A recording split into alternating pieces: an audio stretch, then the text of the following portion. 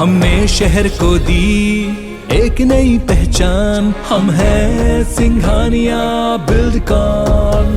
बड़ी खबर मिल रही है, आपको अपडेट करवा दें। यूक्रेन पर अटैक का अलर्ट। जी हां, तो यूक्रेन के कई शहरों में हवाई हमले का अलर्ट जारी कर दिया गया है। तो ओडेसा में हवाई अलर्ट और हमले का अलर्ट यहां पर देखने को मिल रहा है। तो रूस ने न्यूक्लियर प्लांट पर हमला किया है, यूक्रेन की तरफ से जानकारी आ रही है।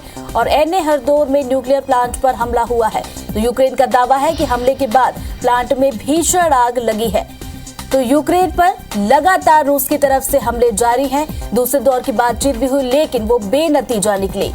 तो यहाँ पर रूस की तरफ से हमले लगातार हो रहे, तस्वीरें हम आपको दिखा रहे हैं। और हवाई अलर्ट यहाँ पर जारी किया गया। तो हमने देखा था कल भी यूक्रेन पर हमले हो रहे थे, कल भी हवाई हमले का अलर्ट जारी किया गया था। तो रूस यहाँ पर रुकने को बिल्कुल भी तैयार नहीं और लगातार यहाँ पर अटैक्स किए जा रहे हैं। तस्वीरें हम आपको दिखा रहे हैं। 9वां दिन है आज और आज भी रूस की तरफ से सैन्य कार्रवाई जारी है। तो आपको बता दें, अटैक का अलर्ट यहाँ पर जारी किया गया। रूस ने न्यूक्लियर प्लांट पर हमला किया है।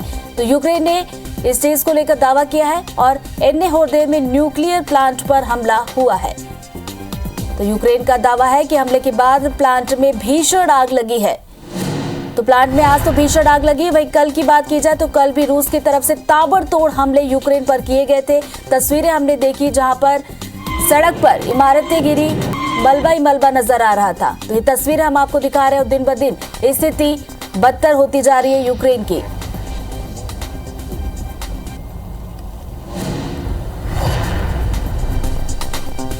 तो ऑपरेशन गंगा वहीं जारी है और भारतीयों को लाने के लिए ऑपरेशन गंगा का अभियान इस वक्त चल रहा है। तो भारतीय नागरिकों को लेकर एयरफोर्स का C-70 विमान पहुंच चुका है और वतन वापसी पर छात्रों के चेहरे पर खुशी देखने को मिल रही है। तो यूक्रेन रूस जंग के बीच ये सभी छात्र फंस गए थे और सभी छात्रों को वतन वापसी का इंतजार था। तो हम सभी देख रहे हैं कि आज 9वां दिन है। रूस और यूक्रेन के बीच युद्ध अभी भी चल रहा है और इस बीच ऑपरेशन गंगा के जरिए लगातार प्रयास जारी है, कवायद तेज चल रही है कि जल्द से जल्द यूक्रेन में फंसे भारतीयों की वापसी हो। तो ऑपरेशन गंगा के तहत लगातार विमान भारत पहुंच रहे हैं। इसी कड़ी में C-17 विमान पहुंचा है और बड़ी संख्या में छात्रों की वतन वापसी हुई है। तो छात्र लगातार इस बात का इंतजार कर रहे थे क्योंकि जिस तरह की वहां पर स्थिति है, जो छात्र वहां पर फंसे हैं वो इसी बात का इंतजार कर रहे हैं कि जल्द से जल्द वो अपने वतन पहुंचे। और वतन पहुंचने की जो खुशी है वो छात्रों के चेहरे पर देखी जा सकती है। साथ ही साथ परिजनों की बात की जाए तो वो भी इस पल का इंतजार कर रहे थे कि कब उनके बच्चे सुरक्षित वतन वापस लौटेंगे।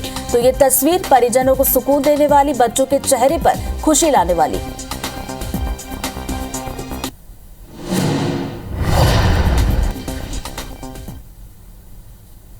Hello, I am Tanpreet Kaur. I am from Poltava State Medical University from Poltava. And वहाँ पे सब कुछ काम था, इतना कुछ नहीं था वॉर के रिलेटेड, बट उसके आउटर में सब कुछ बहुत वॉर था, चल रहा था, जहाँ पे फायरिंग हो रही थी, बॉम्बिंग हो रही थी। बट हमारी स्टेट में भी ऐसा था कि बार बार सायरन बज रहे थे, हम बंकर्स में जा रहे थे। तो इसी के डर के कारण हमने भी बसेस बुक की और हम वहाँ से फटाफट बॉर्डर की तरफ भागे। उसके बाद तो गवर्नमेंट ने भी हमारी हेल्प की, उन्होंने हमें होटल प्रोवाइड किए, फूड प्रोवाइड किया। उसके बाद हम यहाँ तक सेफली पहुँच पाए हैं। हम घर पे पेरेंट्स इतने पैनिक हो चुके थे कि रोज़ कॉल आती थी, वो ना सो पाते थे ना खा पाते थे ढंग से। फिर हमने डिसाइड किया वहाँ से निकलने का, जब ज़्यादा ही खबरें आने लगी। अब वहाँ से हम कैसे भी करके निकले। 4 दिन से हम अच्छी तरीके से, नींद भी प्रॉपर नहीं हुई है हमारी। वहाँ से निकले, फिर एम्बेसी वाले हमें हंगरी बॉर्डर पर मिले, उन्होंने अच्छे से हमारी वेलकम किया और होटल प्रोवाइड किए, लेटने बैठने के लिए खाना पीना सब उन्होंने किया।